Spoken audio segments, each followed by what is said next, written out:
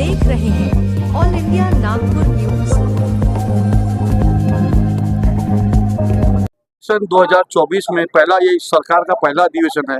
आज हमारे बीच ज्योतिताई गायकवाड़, जिनके पिताजी सांसद एकनाथ गायकवाड़ और बड़ी बहन वर्षाताई गायकवाड़ भी सांसद है, और छोटी बहन ज्योतिताई डॉक्टर ज्योतिताई गायकवाड़ आमदार धारवी से इस साल चुन के बहुत प्रचंड बहुमतों से जीत के आए हैं। उनका नागपुर संसद नगरी में हार्दिक अभिनंदन।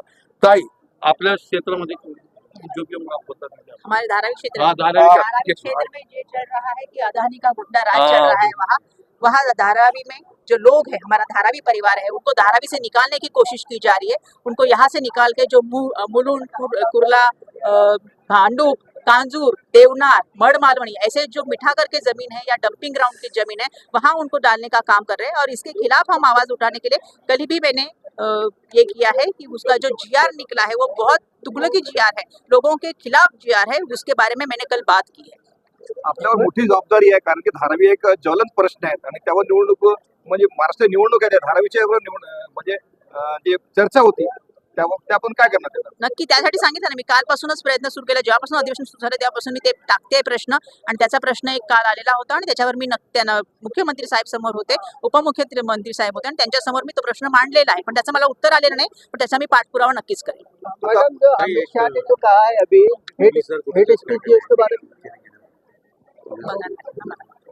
संविधान को लेकर अमित शाह ने जो कहा है उसके बारे में आप क्या कहना है?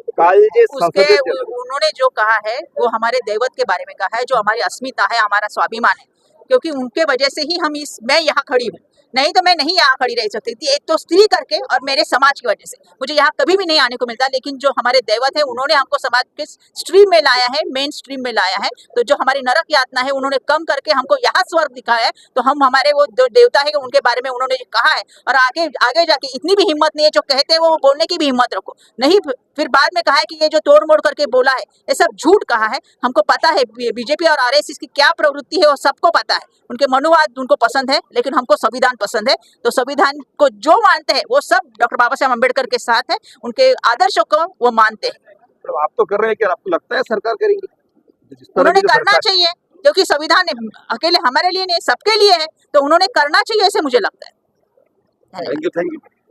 और ऐसी ही न्यूज को देखने के लिए देखते रहे ऑल इंडिया नागपुर न्यूज और हमारे चैनल को सब्सक्राइब करें, लाइक करें और शेयर करें।